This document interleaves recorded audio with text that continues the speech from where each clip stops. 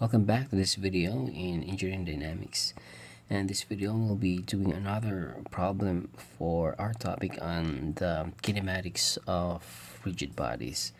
So the first two problems that we had is just purely rotation, and the equations that we used were just the rotational equations. But here in this problem will be relating the linear equivalent of the angular velocity or the angular accelerations. So we'll be using the equation v is equal to omega times r. So the omega r is just the angular velocity times the distance excuse me, times the distance from the point of rotation to the point to the point where you want to determine the linear velocity or the equivalent linear velocity.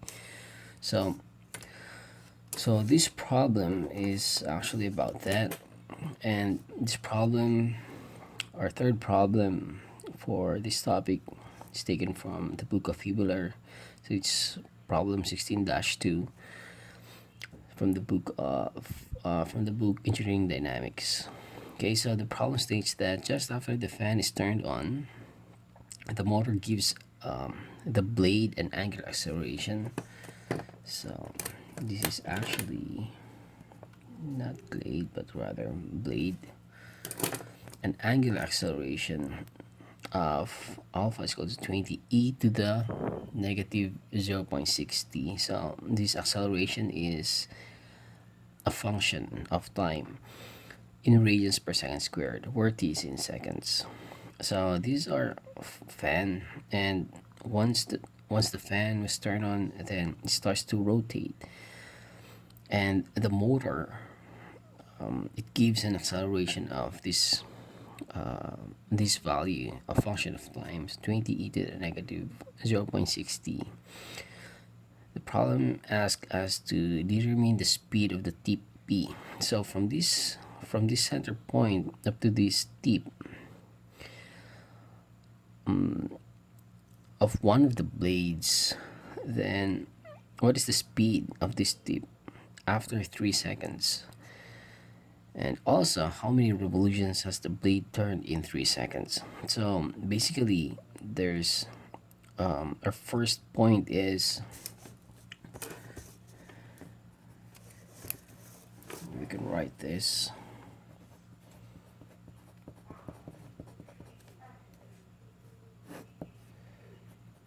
So we can write the initial and final conditions.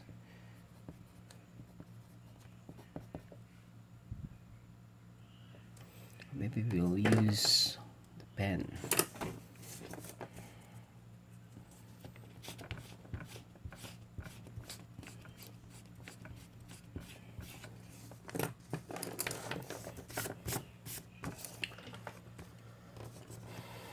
Alright, so again, so let's write down the solution.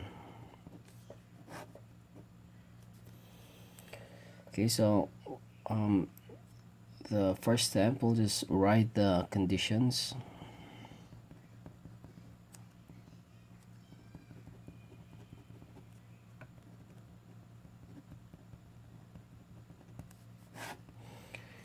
Okay, so from point 1, and then it travels after some time, and then what would be the variables here? So here at point 1 we have t is equal to 0, since that's the starting point. Then at point 2 t is equal to, since we are asked to determine the speed and the revolutions the blade has turned after 3 seconds, then that's our point 2, or time at point 2. Also, it says that when t is equal to 0, the blade is at rest. So meaning that the angular velocity here at point 1 is 0. And here we don't know. At point 2 we still have to find it. And what else? Then the theta 1, since it's the starting point, then of course that's just 0. And here the theta 2 we don't know, and that's what we're actually trying to solve. And what else? We're given an equation of alpha is equal to 20 e to the negative 0.60. So this equation right here, actually, since it's a function, then if you do the integration of this, of the acceleration, then what you will obtain is the velocity. And then if you integrate again the velocity, what you will obtain is the position. So since we are given in this function form, then we can actually derive the equations first for the velocity and then the position. Alright, so first let's integrate to obtain the velocity.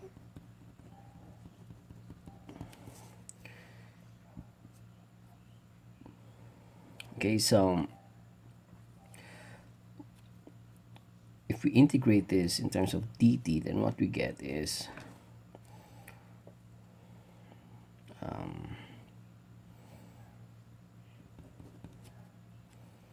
it's just equal to 20 times the integral of e to the negative 0.6 d dt.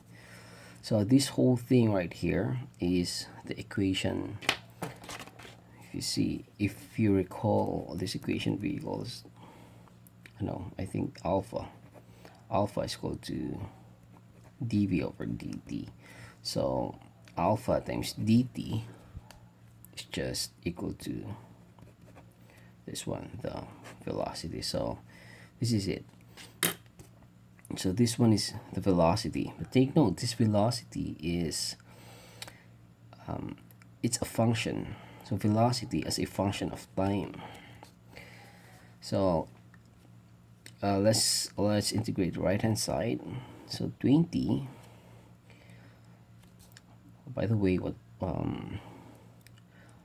here we have 20 times the integral of e to the this one. We will get e to the this is, let's say this is the u.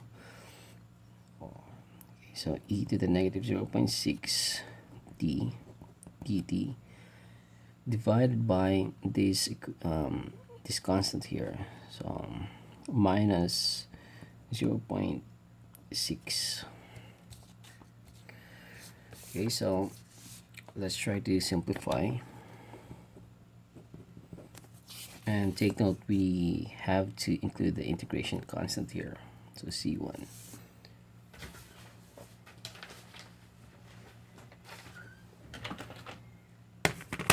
And so 20 divided by 0.6 is just 33.3.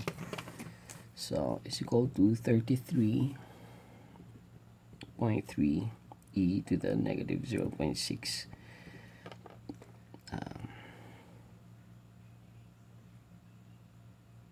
d plus c1, right? Sorry, if we integrate this, then there's no more dt over here. Okay, so if we this function, this exponential function, is it just gets back to itself when you integrate or differentiate, except that the constants here before this exponential function just changes. Anyways, this is the form. Now this is actually the equations for the velocity. So if we input t is equal to 3, then we can get the value of the velocity. Now before that, let's integrate again to obtain the position.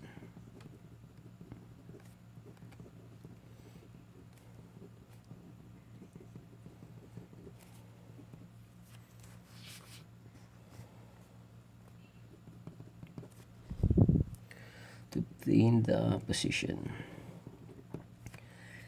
Okay, so if we integrate this v dt, then what we get is actually this whole left hand term is actually the position. And again, it's a function of time. Position is a function of time. So here, what we get is 3.3, then the integral of e to the negative 0.6t with respect to time plus c1 dt. Alright, so the constant here, we also have to integrate that, included in the integration process. So it's just c1 times dt, and the integral of this. Okay, so what's this? 33.3 divided by negative, we'll take, sorry, we forgot the negative. So there's a negative here. This must be negative. So this must be negative. Then this will be negative. Okay, so another integration process will look like this. So the negative, and then the another negative from this value here. So the answer is just negative 0.6 t plus, what's the integral of this? C1. So it's just c1 t plus another constant of integration. So c1 then c. So this is now the okay, sorry, I'm mixing up the terms. It's actually, this is not just s, this is the angular position as a function of time, sorry. And then this one, this must be the angular velocity. Okay, just the same with this.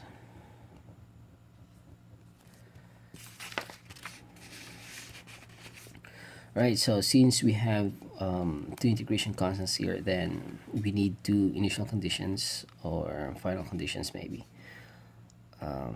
so that we can solve this value here. Okay, so solving for the C1 and C2. Okay, so the initial conditions we have is this. So for this equation, we need these two. So we need these two values here. So at time is equal to 0, then the angular velocity is equal to 0. So at t1 is equal to 0, omega 1 is equal to 0. So substituting these conditions to this equation, then we get 0. Substitute. Alright, so 0 is equal to negative 33.3 e to the negative 0.6, just 0 here, so plus c1. So it means that this term here just goes to 0. Oh no, e to the 0 is just 1. So the answer is C1 is equal to 33.3. Okay, and then next, we'll use this initial condition here. At time is equal to 0, the initial position is 0. Then we'll substitute these initial conditions in this equation. So this is 0. Oh, sorry. T is equal to 0, then theta is equal to 0. Alright, so let's substitute. So 0, then we'll simplify this one. 33 divided by 0.6 is just 55.5. It's equal to 55.5 e to the negative 0.6. So this is 0 plus, what's c1? So c1 is 33.3 times 0 plus c2. So basically this is 0, then this one is 1. So the value is negative 55.5. It's equal to C2. Okay, so now we can solving for omega 2. Alright, so we need this equation right here. So the equation is the angular velocity as a function of time is just equal to negative 33.3 e to the negative 0.6 t plus, what's C1? It's right here, 33.3. Okay, so therefore at t is equal to 3, then we substitute everything here plus 33.3.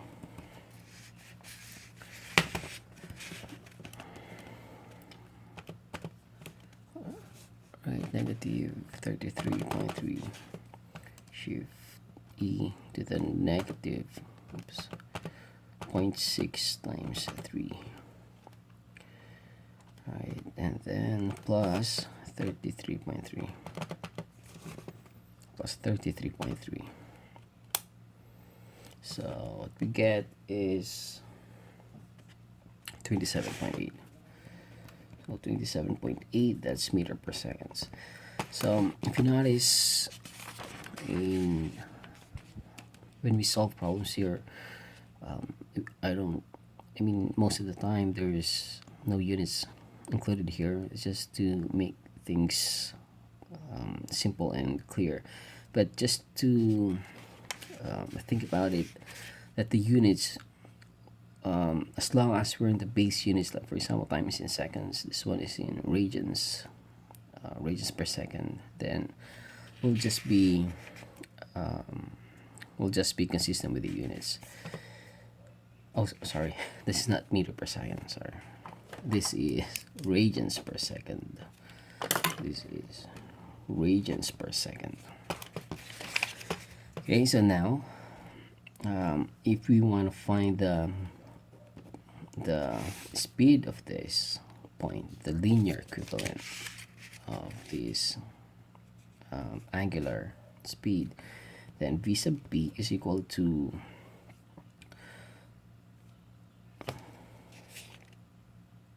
by the way, we are in feet, not meters, so I'm sorry about that.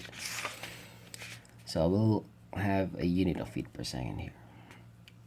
So the equation is the angular velocity, of course, at time is equal to 3 times the r. Okay, so this r is the radius from the center of this, or the axis of rotation, to the point that we want to, or the point that we consider.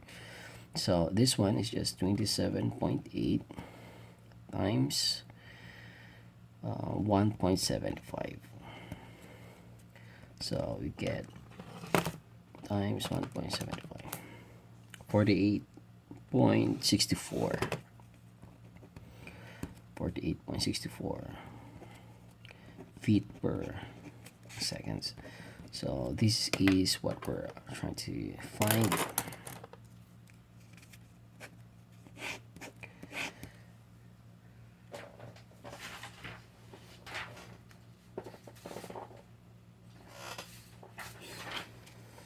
Okay, so the next is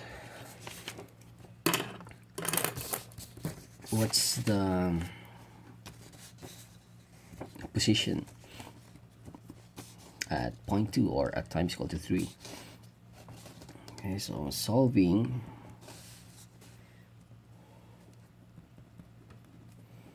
for theta sub 2. Okay, so our equation is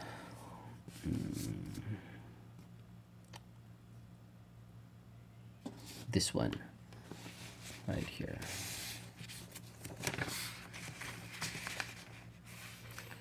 This is our equation, so let's write it here. as a function of time is just equal to, this is 55.5 e to the negative 0.6 t plus c1 is just 33.3 plus c2. C2 is negative 55.5. Take note there's a t over here. Okay, so let's write it clearly. 55.5 e to the negative 0.6 t plus 33.3 t minus 55.5. Okay, so therefore a theta is equal to 3. Then if you substitute the 3 in all the t's inside here, negative 0.6 times 3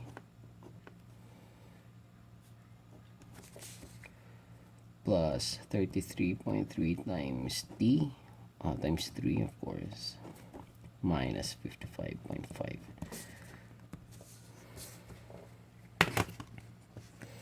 So 55.5 to the negative 0.6 times 3 plus 33.3 times 3 minus 55.5. So the answer is 53.57. So 53.57 radians. So this is our theta sub 2. But we are asked to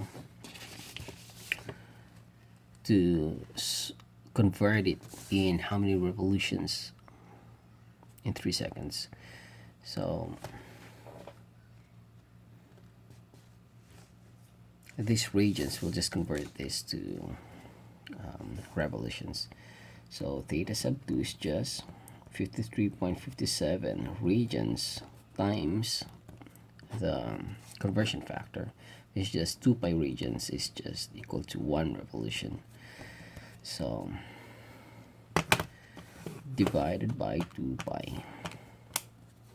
So 8.53 revolutions.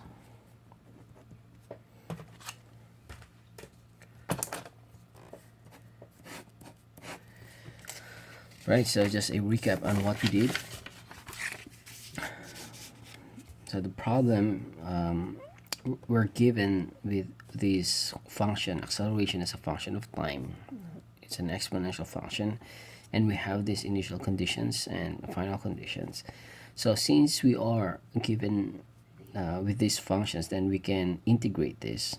So the first integral of this acceleration is the angular velocity, and then if you integrate it again, you'll get the angular position. So here we integrate this one and we arrive at this equation. So take note, we have a constant of integration here, just c sub 1. So we integrate again, and then we get the position, and then we get another constant of integration, which is the c sub 2. So since we have two arbitrary constants here, then we're going to need two initial conditions to be able to solve these differential equations. So if we substitute these initial conditions, then we will be able to obtain the value of c1 and c sub 2. So for this one, for c sub 1, we need this equation, the angular acceleration and time. So we need these initial conditions, these two here. But for the position, we'll need the position and the time, which is this one and this one. Okay, so since we now solve these arbitrary constants, c sub 1, c sub 2, then we'll be able now to solve the angular velocity at point 2, or angular velocity at time is equal to 3. So we substitute that here. So take note, this is a function. So we put every 3 to, we put t is equal to 3 to every t here in the equation. Then we get this one in radians per second. So if we try to find this linear equivalent, or the linear velocity, so we get we just multiply it by the radius or the distance from the point of rotation or the axis of rotation to the point of consideration. So we get this one, 48.64 feet per second. Then we solve another one. We substitute the volume C sub 1 and C sub 2 and then evaluate in t is equal to 3. So we get this value 53.57 radians, but the problem asks us to convert that to revolutions. So how many revolutions? So we'll just multiply this one to the conversion factor, and then we can obtain this the value of this angular position in revolutions. Okay, so in the next video we'll be doing another problem for these angular motions or rotational motions. See you in the next video.